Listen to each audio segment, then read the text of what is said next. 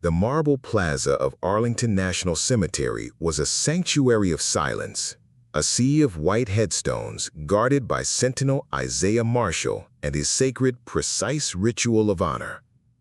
But when a live-streaming mob of agitators shattered the pre-dawn quiet with taunts and a shattered bottle, the ceremonial soldier was forced to reveal the Delta Force operator beneath the uniform. With stunning, controlled precision, he neutralized the threat without ever compromising the sanctity of the tomb he was sworn to protect. He believed the fight was over. He was wrong. By morning, the digital lie had begun. Edited footage painted Isaiah as the aggressor, and by afternoon, he was suspended and charged with assault by a corrupt district attorney. The attack, he realizes, was never just a random act of disrespect. It was a calculated setup ordered from the highest levels of his city.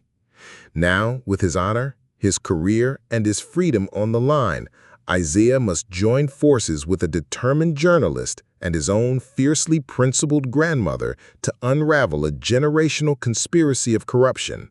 To clear his name, he must expose the powerful man who orchestrated his downfall, a man who believes some truths can be buried forever.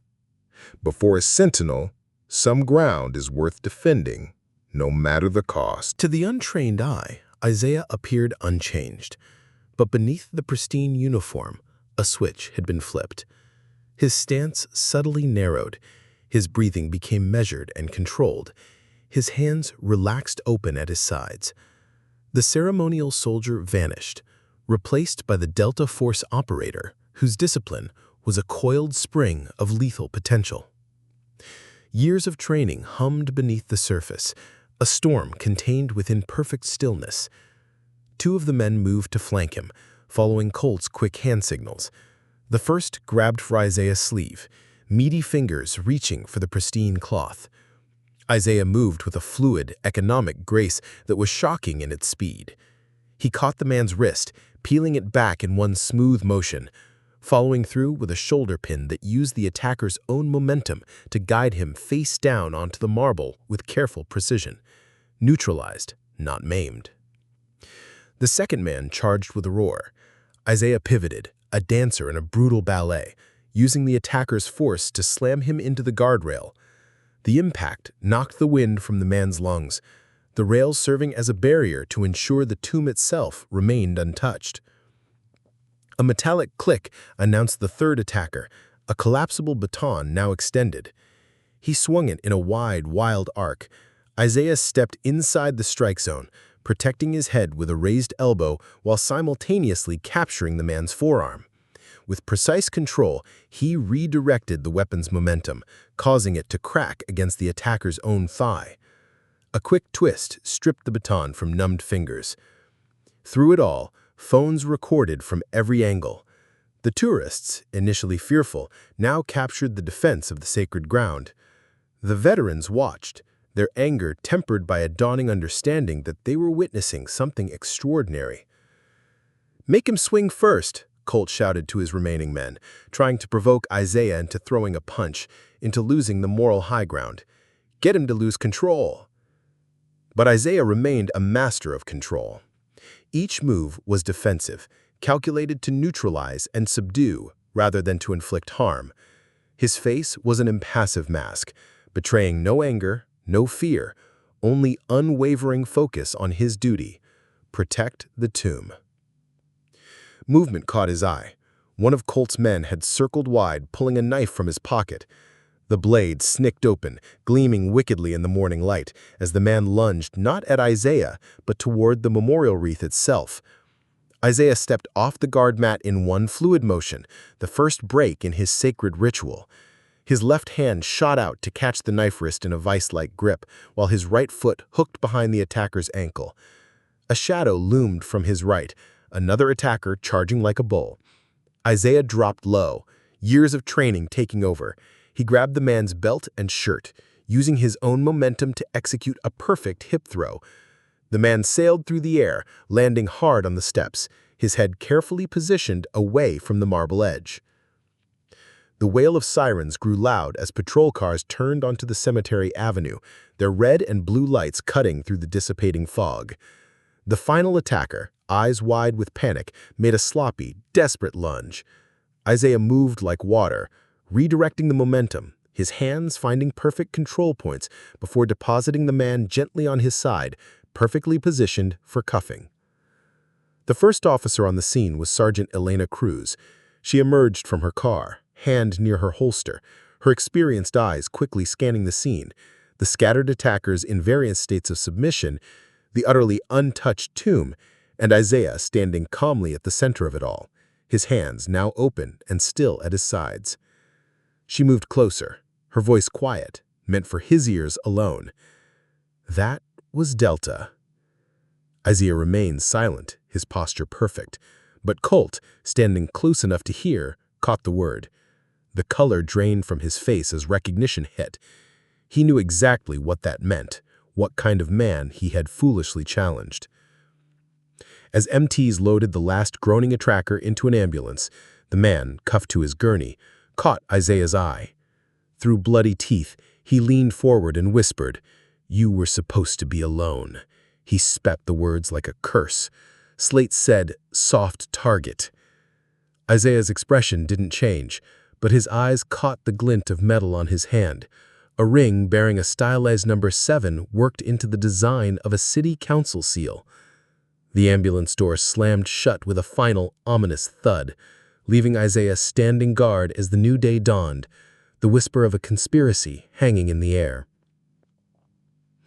The kitchen in Isaiah's small home was a sanctuary, filled with the comforting aroma of Eloise's vegetable soup.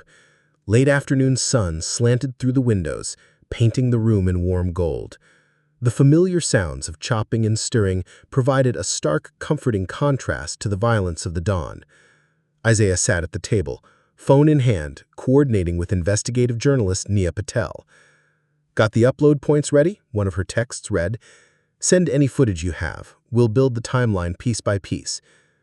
The local news played quietly on a small TV. The anchor's tone, once respectfully subdued, had become hesitant, uncertain. "In a developing story from this morning's incident at the National Cemetery, your daddy's recipe," Eloise said, stirring the pot with practiced surety. "Always said good soup helps clear the mind."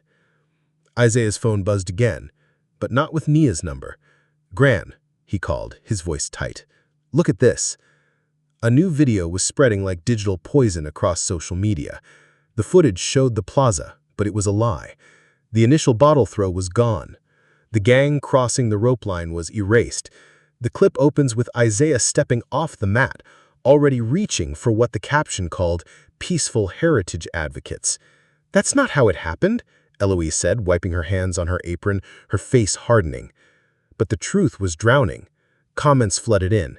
Violent guard attacks citizens. Unhinged assault on sacred ground. Disgrace to the uniform. Nia texted again. "They're using bot networks, coordinated, working to trace IPs." The TV anchor's voice cut through their conversation. "Breaking news. District Attorney James Morton has announced preliminary assault charges against tomb guard Isaiah Marshall, citing what he calls troubling aggressive conduct captured on video today." Morton appeared on screen, smug at a podium. "After reviewing disturbing footage, my office is pursuing appropriate legal action. The sanctity of our memorials must be protected from all threats." "Morton," Eloise scoffed. "Same man I saw laughing with Trevor Slade at his Christmas gala last year." Isaiah's email pinged. Official cemetery letterhead. A notice of immediate suspension, citing a neutrality protocols and a pending investigation. Nia was fighting back online, posting witness statements and time-stamped photos, but each post was buried under an avalanche of coordinated hate. "They're trying to bury the truth," Isaiah said quietly, standing to pace. "Not just what happened, but why it happened." Eloise turned down the soup and moved to the window. 2 news vans were already parked across the street. "Remember what your granddaddy used to say about lies?" she asked. "They run sprints. Truth runs marathons." The doorbell rang. A uniformed courier delivered a certified letter. the official suspension notice, cold and crisp. An administrative hearing was scheduled for 2 days hence. In the living room, under old family photos of men and women who had faced down injustice for generations, Eloise approached Isaiah. Her face held the same quiet, steely determination he'd seen in pictures of her at civil rights marches decades ago. "They think they can make us doubt what we saw with our own eyes," she said, resting a weathered hand on his shoulder. Her touch carried the weight of history. "We've been bent before, not broken." The next morning, a soft rain pattered against the porch roof. Isaiah scrolled through an endless stream of messages, support from veterans who had been there, and vile, anonymous hatred. His phone buzzed. Nia. "Isaiah," she said, her voice tight with urgency, "I've got something. A contractor from the cemetery's security firm, he says the surveillance system maintains off-site server backups. Everything from yesterday should be there, original and unedited." "How secure?" Isaiah asked, his heart hammering. "That's the thing. He's worried. Says someone would need high-level access to alter them. We need to move fast before they do." A car door slammed. Sergeant Cruz was walking quickly towards his porch, her uniform jacket pulled tight against the rain. "Inside," Isaiah said to Nia, ushering Cruz in. "This isn't official," Cruz said, declining coffee. "I reviewed the response logs. Something is wrong. I saw an officer at the camera dome after the fight, not before. I'm filing a report, but the chain of command isn't clean. My captain plays golf with Slate every Sunday." The pieces were locking into place. A network of corruption, from street thugs to city hall. Hank arrived, shaking rain from his jacket. "Called every vet I know who was there, 7 willing to sign statements, more coming." "We need more," Isaiah said. "This goes deeper." Eloise closed her church directory and opened an older, yellowed notebook. These people, they recycle their tricks. She began pulling files from archive boxes, land deeds showing mysterious transfers, heritage preservation flyers, maps marked with red lines from 30 years ago when Trevor Slate's father was running things. Isaiah grabbed a legal pad. At the top, he drew 3 columns: proof, pressure, protection. Under proof, he listed server backups, witness statements, Grand's archives. Under pressure, media exposure, internal affairs, veteran support. Under protection, camera installation, community watch, legal counsel. At the top of the page, he wrote a name in clear black letters, the pencil pressing hard enough to leave an impression on the pages below. Trevor Slate. "He thinks he can bury this," Isaiah said, looking at each face around the table, like his father buried the truth. "Not this time." "This time, we dig," Eloise said firmly, placing another stack of documents on the table. The kitchen table became a war room. The rain continued its steady rhythm on the roof as they planned. They had the truth. Now they had to learn to wield it. Late morning light filtered through Eloise's lace curtains the next day, illuminating a dining room transformed into a command center. Nia set up her laptop and broadcasting equipment, preparing for a live stream she called "Who Killed the Cameras?" My audience is mostly older folks, aunties and uncles who remember these times. They're good at connecting dots. Hank worked the phones, coordinating with veterans. Cruz checked in discreetly with updates on the internal investigation, her loyalty to the truth outweighing her fear of the chain of command. Eloise moved through the chaos with purpose, pulling a weathered ledger from an archive box. "Look here," she said, her finger tracing entries from 1988.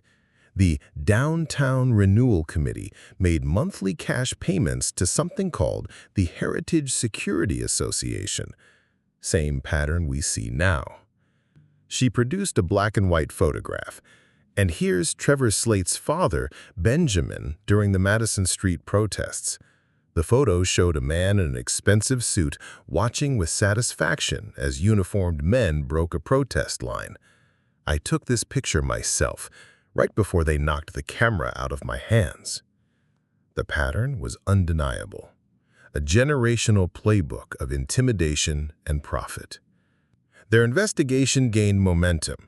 A retired EMT who was on the scene came forward willing to testify he saw an officer tampering with the camera panel. Naya's live stream began connecting with hundreds of viewers who flooded her with tips and their own memories of Slate family tactics. The breakthrough came from the contractor. That night, through an encrypted connection, he transferred the complete, unedited security footage from the cemetery's off-site backup servers.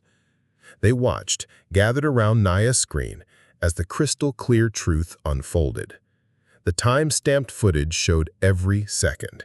The jeers, the bottle throw, the breach of the line, and Isaiah's precise defensive response. It also showed, at 6:11 a.m., a patrol car pulling up and an officer climbing a ladder to deliberately disable the primary camera. The mirrored backup called it all, including his badge number. "This demolishes their narrative," Naya whispered, her fingers already securing the files across multiple servers. But the system fought back. The next morning's headline read, "Footage disputed. Judge considers gag order." Then Naya called, her voice shaking with rage and grief. The contractor had been found dead in his apartment, an apparent suicide, despite having made lunch plans with his sister for that very day. The judge issued a restraining order, blocking the release of the footage. The hearing was postponed. Isaiah's address was leaked online, bringing a wave of threats. The lowest blow came that evening with the crashing of breaking glass at Eloise's house. A brick, painted with a crude swastika, lay amid the shards in her living room. The two patrol officers who responded were dismissive. "Probably just kids," one said, not even collecting the brick for evidence. As Isaiah and Hank boarded up the window, Cruz called. "Trevor Slate just got fast-track approval for a heritage rally this Saturday.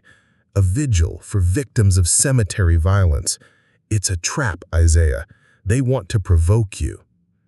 Isaiah looked at his reflection in the remaining glass, his face set with grim determination. The week of reacting was over. "No more reacting," he said to his team on a conference call. "We take this to them tomorrow. No more waiting for the next hit." "I'm ready," Naya said. "Got a few dozen vets standing by," Hank added. "Remember what I taught you about receipts. Everything leaves a trail, even lies." The next morning, they would start following those trails, wherever they led. The truth was their weapon, and they were finally on the attack.